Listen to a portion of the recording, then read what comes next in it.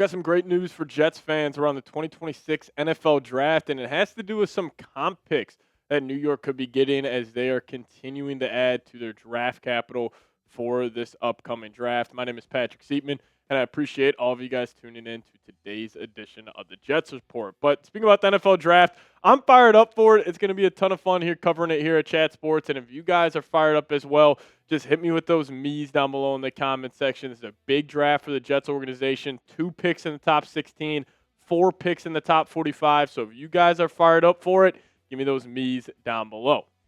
All right, so let's quickly just explain comp picks because I'm assuming most of you guys aren't really too familiar with how the comp pick formula works. So NFL teams are granted comp picks for players leaving in free agency. Now, we have talked about this, connecting back to Breece Hall. Let's just say if the Jets don't bring back Breece Hall this offseason, he goes out there, signs a big deal with another team. The Jets could be in line for a good comp pick. Now, these can be canceled out by other signings. Like, let's just say the Jets let some players go. They bring in some other players with their free agency money. The whole formula shakes out where you may not be getting a comp pick for a big-time player leaving. Now, also, players who are cut do not impact the comp pick formula. So the Jets cut a guy.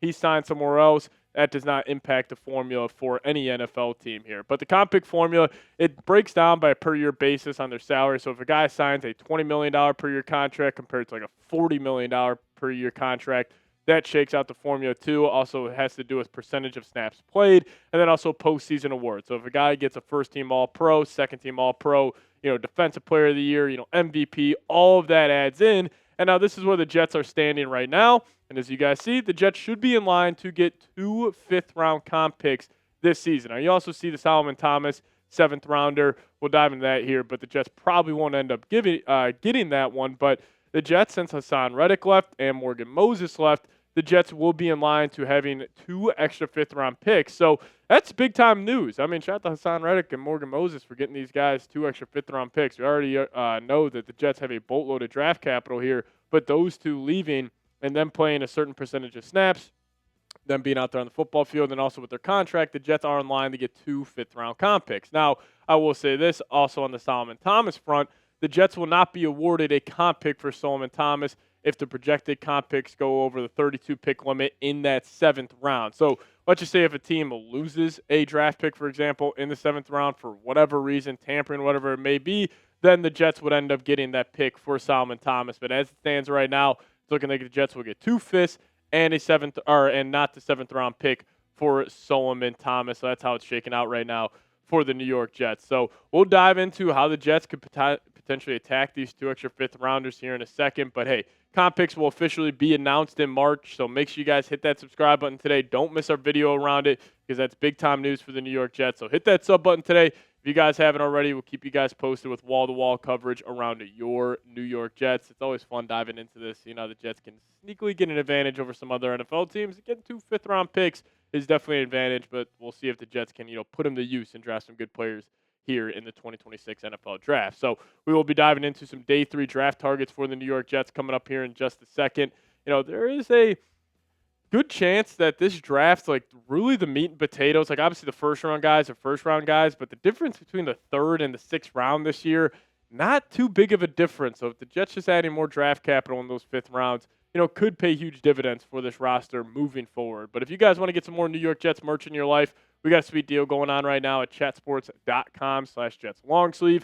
This long sleeve shirt you see it up on screen right now is over 50% off. So take advantage of this deal. Chatsports.com/Jets longsleeve. We'll have that link for you guys in the comment section and description of today's show.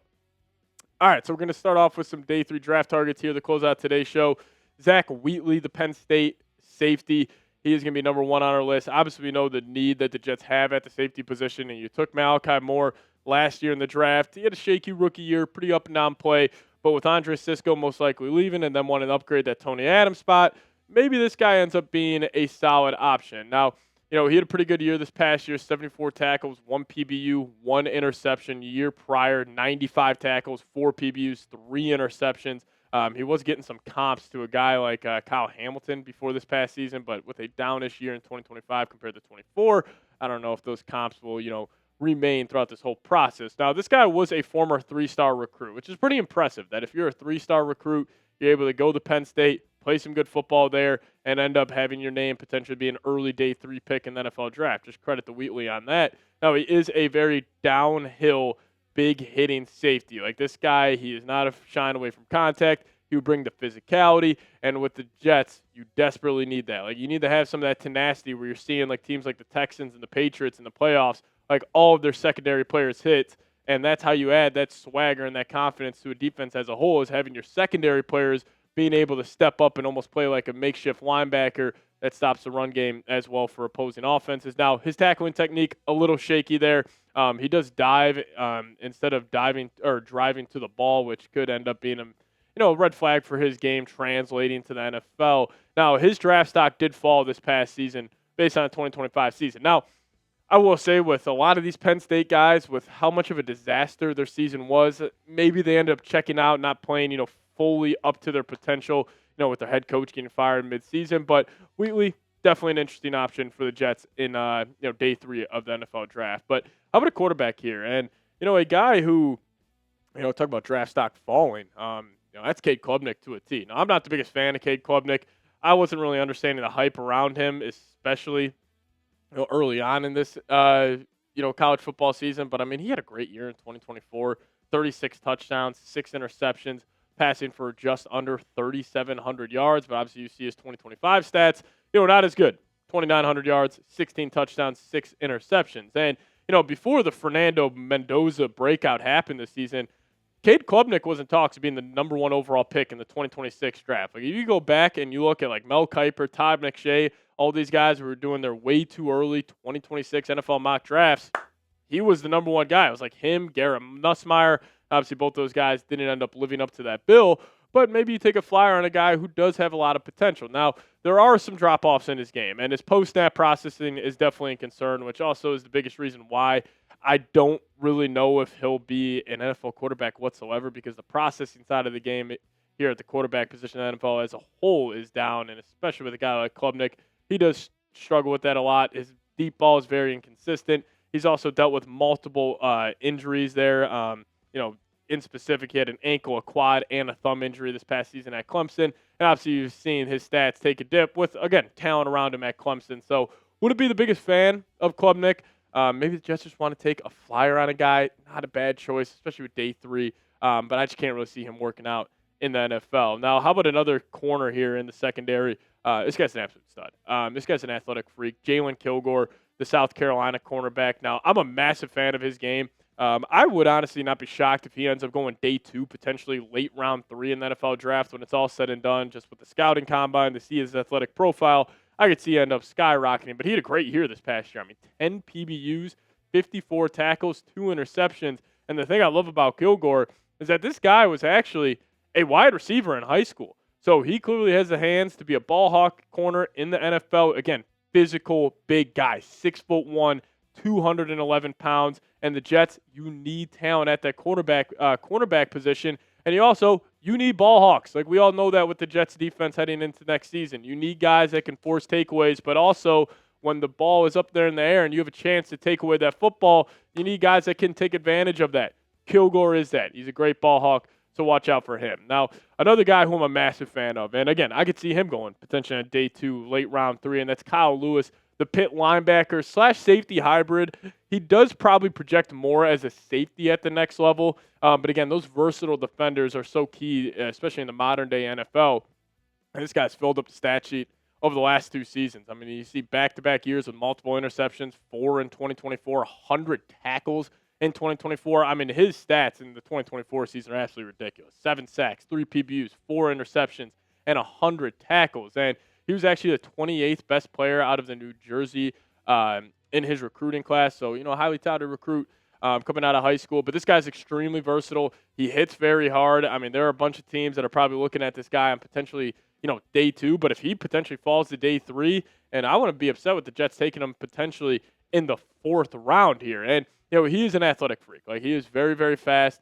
TBD on what he'll truly play at the next level. I could see him being more of a safety because he does have great ball skills. But if he adds some more weight onto that 220-pound frame, he could be a fantastic linebacker as well. So watch out for him. He's one of my, day 2, day 3, draft favorites so far in the 2026 NFL Draft. Now, how about a guy who was awesome during the college football playoff?